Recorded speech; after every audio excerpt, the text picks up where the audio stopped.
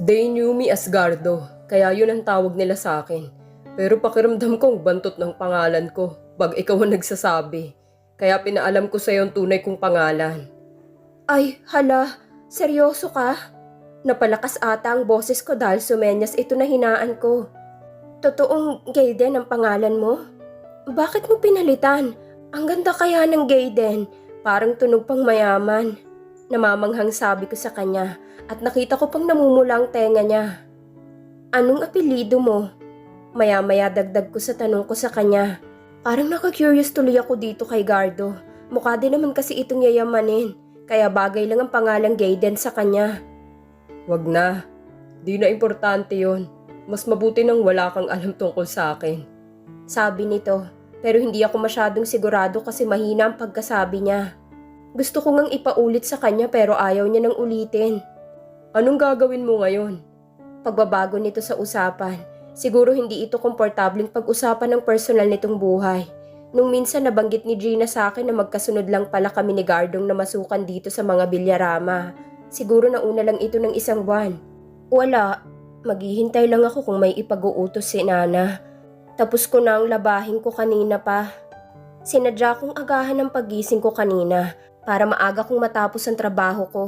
Gusto ko sanang magmukmuk ulit sa kwarto ko.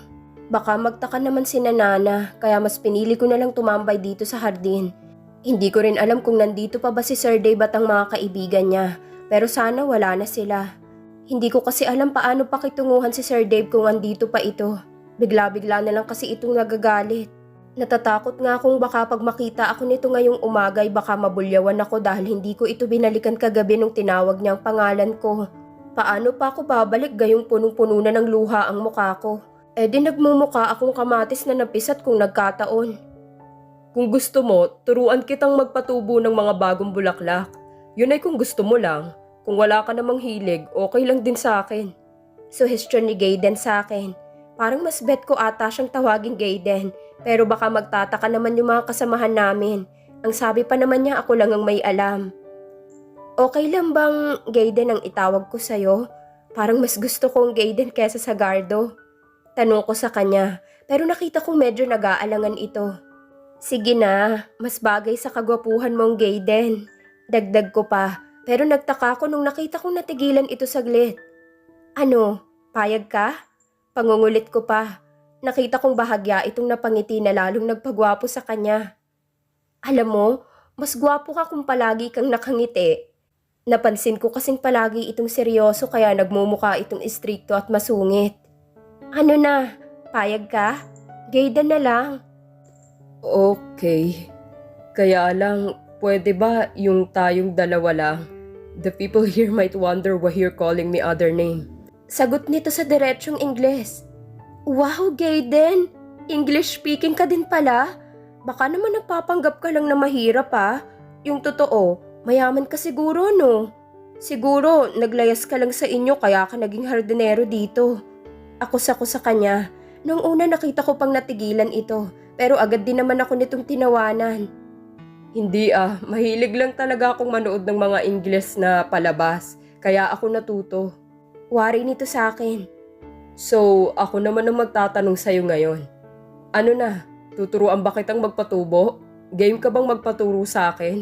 I can teach you how to, you can teach her what?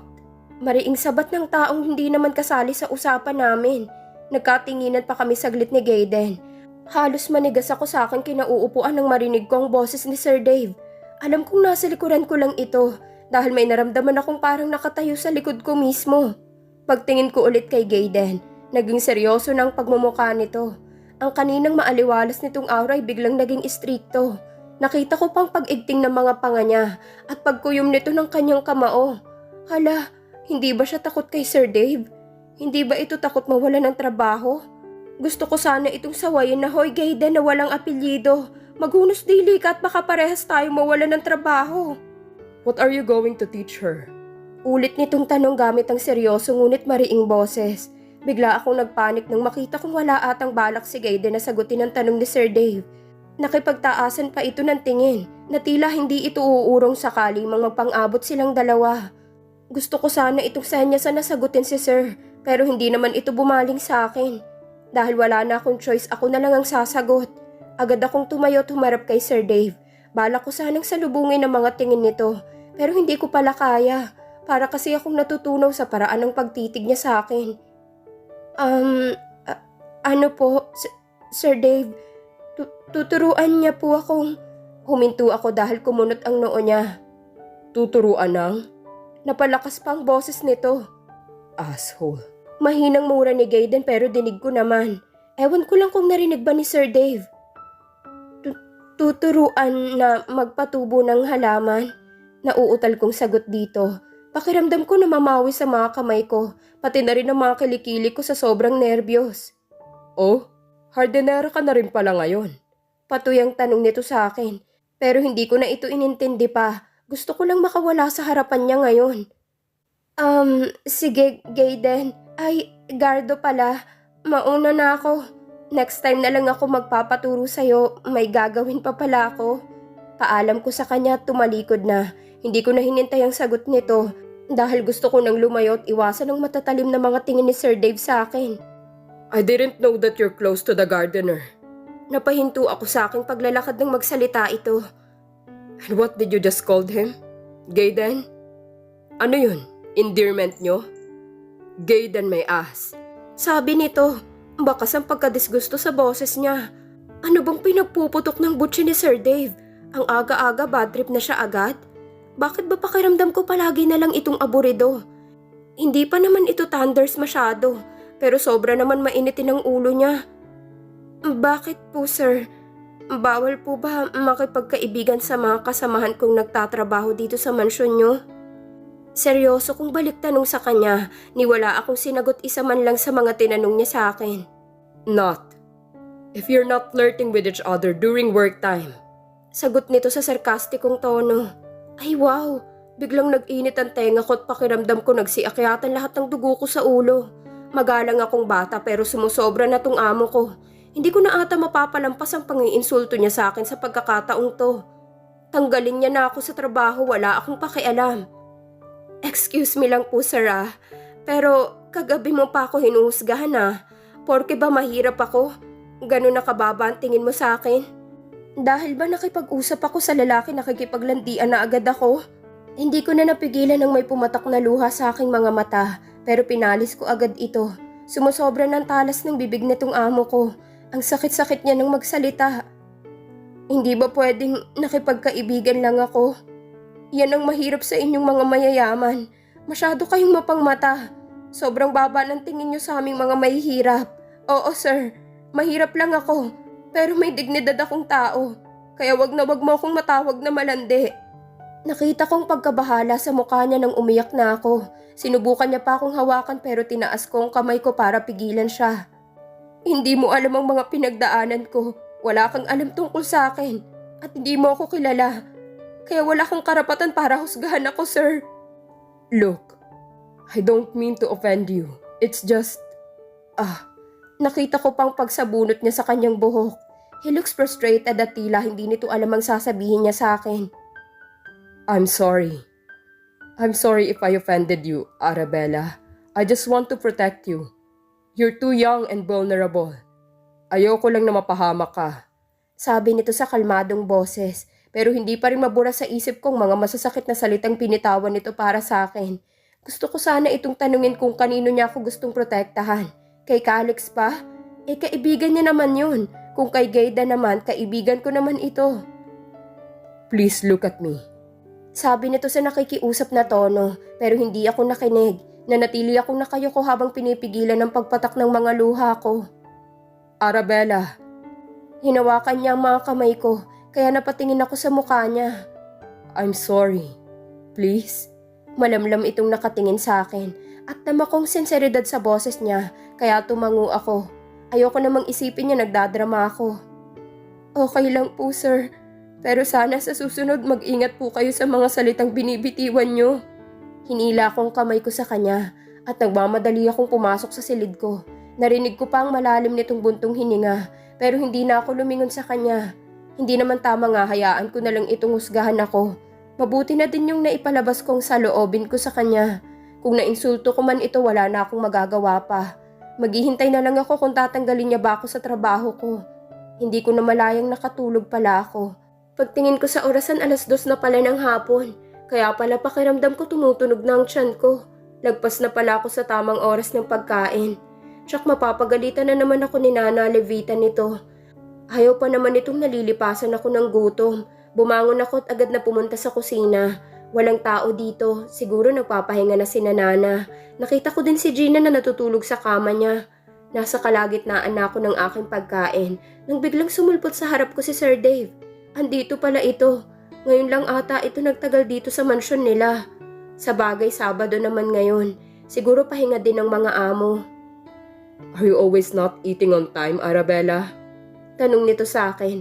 Sabay lapag ng isang basong tubig sa harapan ko. Humila pa ito ng upuan at umupo sa aking tapat. Hala, galit na naman ba ito?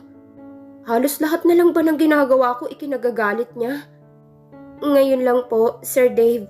Magalang kong sagot sa kanya. Pero hindi ako tumingin sa mukha niya dahil nagsisinungaling lamang ako.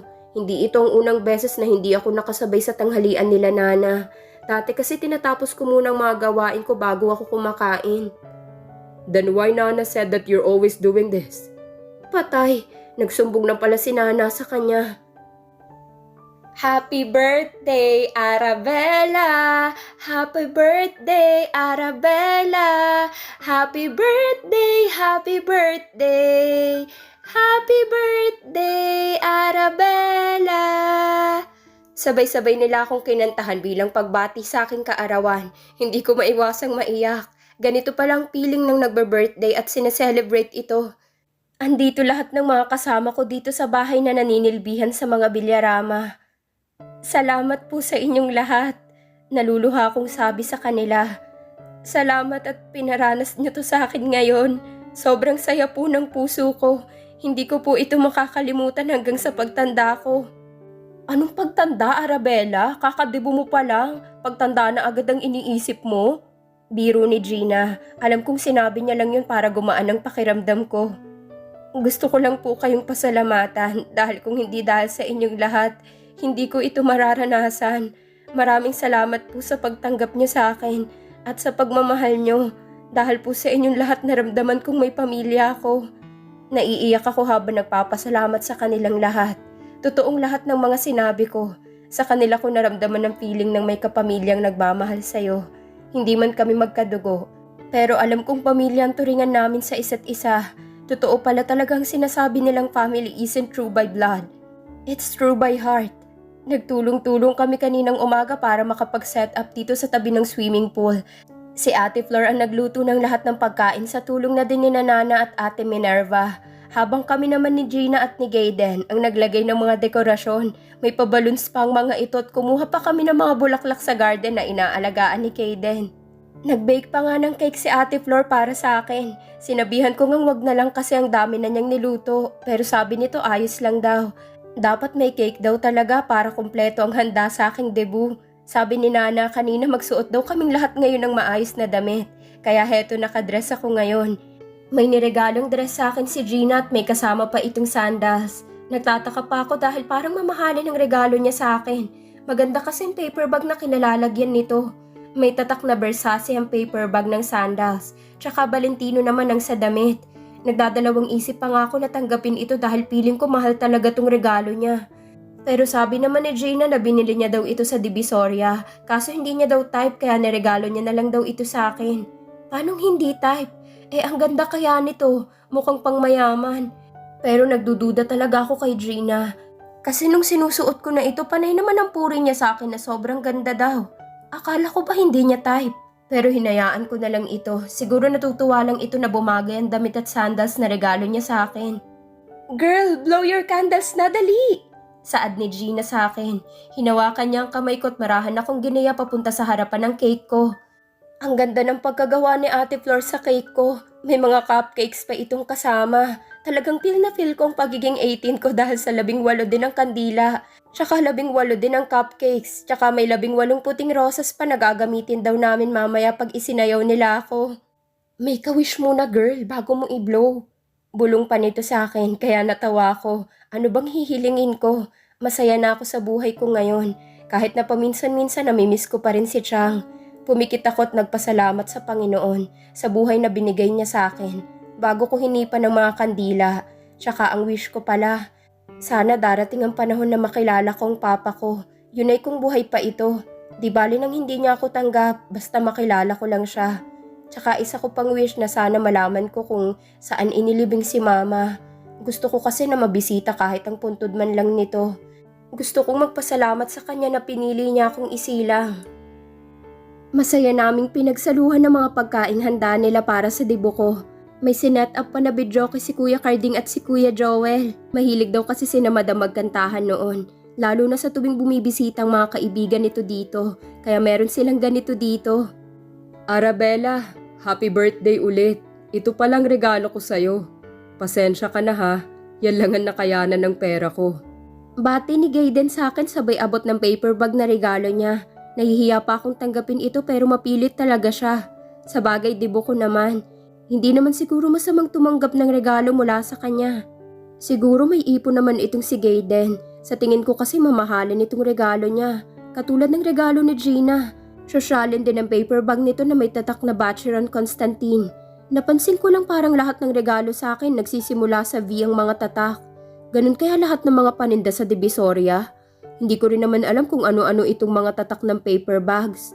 Salamat dito sa regalo mo, Gaiden ha. Sana hindi ka na nag-abala. Pasalamat ko sa kanya at napansin ko pang nahiya itong napakamot sa isang kilay niya. Open it. Sana magustuhan mo. Sinunod ko naman ang sinabi niya. Siguro gaya ni Gina, excited din itong makita ang magiging reaksyon ko sa regalo niya sa akin. Halos lumuwa ang mga mata ko sa ganda ng relong binigay niya. Sa buong buhay ko ngayon lang ako makapagsuot ng relong tunay, tsaka gumagana. Ang mga relong ginagamit ko dati ay mga laruan lamang. At nung nagdalaga naman ako, hindi ako makabili-bili ng relong gusto ko dahil palagi kaming kapos sa pera. Hindi ko napigilan ang aking sarilit na payakap ako kay Gaiden. Naramdaman ko pang nanigas ito pero hindi ko na pinansin. Hindi ko maipaliwanag ang kasiyahan ko dahil sa regalong bigay niya. Ang ganda talaga nito. Super! Salamat, Gaiden. Sa wakas makapagsuot na rin ako ng relong gumagana. Nangingiti at naiiyak kong pasalamat sa kanya. First time kong magkaroon ng ganito kung alam mo lang. Salamat ha. Salamat talaga. Nakita kong kasiyahan sa mga mata nito habang nakatingin sa akin. Marahan itong pinalis ang luha sa aking muka bago ito matamis na ngumiti sa akin. Iba ata ang aura ni Gaiden ngayon. Napapansin ko nitong nakaraang araw palagi itong nakaayos. Hindi na rin mga luma ang suot nitong damit. Let me. Sabi nito sabay lahad ng palad niya. Binigay ko ang relo sa kanya at siya mismong nagkabit nito sa palapulsuhan ko. I'm happy that you liked my gift. This watch will remind you the importance of time. I hope that every time you look at this, you will remember that I value you as a person. And I cherish every moment I get to spend with you. Aim high, Arabella. You deserve the world. You deserve the happiness that this world can give you. But always remember, always take your time and enjoy every single moment of it. Madamdaming sabi nito sa akin. Kaya hindi ko mapigilang mapaluha ulit. Ang swerte ko naman na naging kaibigan ko ito. Silang lahat dito. Ramdam kong pagmamahal nilang lahat sa akin. Muli ko siyang nayakap at pinasalamatan. Hindi ko kakalimutan ang mga sinabi niya. Hoy Gardo, kakadibo pa lang ni Arabella, wag mong suluhin. Biro ni Gina sa amin. Sabay hatak sa kamay kong hawak ni Gaiden. Napansin kong medyo nahiya si Gaiden sa sinabi ni Gina. Pero hindi naman ito umimik. Anong ginawa mo't umiiyak itong si Tisay? Mataray na tanong ni Gina kay Gaiden. Wala, Jean. Walang ginawa sa akin si Gardo. Luha ito ng kasiyahan. Gardo? Natatawang bigkas ni Gaiden sa kanyang pangalan. Alam ko nang ibig sabihin nun. Oh, bakit? Gardo naman talagang pangalan mo. Tara na nga girl, dun tayo, may regalo silang ibibigay sa'yo. Ani ni Gina. Feeling ko mas excited pa ito sa akin eh. Kanina pa ito hindi mapakali. Nagpatuloy ang kasiyahan namin. Nakatanggap din ako ng regalo mula kina Nana at Ate Flor. Si Gina mukhang galante ata ngayon dahil maliban sa regalong damit at sandals niya para sa akin, binigyan niya pa ako ng blouse at pantalon. Kahit medyo nalungkot ako dahil hindi nakarating si Sir Dave, nagpasalamat pa rin ako dahil siyang nagbigay ng pera kay Manang para panggastos dito ngayon. Nga pala girl, pinabibigay ni Sir Dave sa'yo, regalo niya. Pasensya na din daw kung hindi siya makarating ngayon kasi nasa Damileto siya. Pero sabi niya susubukan niya daw humabol. Dinala ako ni Gina, medyo malayo sa grupo. Hala, Gina, bakit mo tinanggap? Nakakahiya naman kay Sir Dave. Girl, alin ang mas nakakahiya? Yung deadmahintong regalo niya o tanggapin? And eto pa girl, pinapasabi ni Sir na kung hindi siya makakahabol ngayon, ililibre ka na lang daw niya. Swerte mo girl, kung walang Ma'am Amelet, iisipin kong bet ka ni Sir. Kinikilig na sabi nito sa akin, sabay kurot ng mahina sa tagiliran ko. Nanlaki ang mga mata ko sa sinabi ni Gina. Tumingin pa ako sa palibot baka kasi may nakarinig sa mga sinabi nito sa akin. Nakakahiya baka isipin nilang asyumera kami. Hello, Sir Dave kaya yun. Ang dakilang masungit na amo ko. Tsaka bakit naman magkakagusto sa akin si Sir Dave? Ang layo-layo ng agwat namin ni Ma'am Amelet. Silang bagay ni Sir Dave, pareho silang profesional.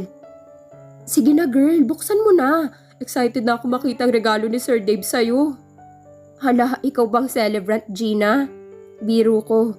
Mamaya ko na ito bubuksan sa kwarto natin, nahihiya ako dito. Bakit ba kasi nagregalo pa siya? Sobrang laki na kasi ang nagastos ni Sir Dave tapos niregaluhan pa ako nito. Huwag ka nang mahiya, girl. Sige na, buksan mo na. Pangungulit nito sa akin.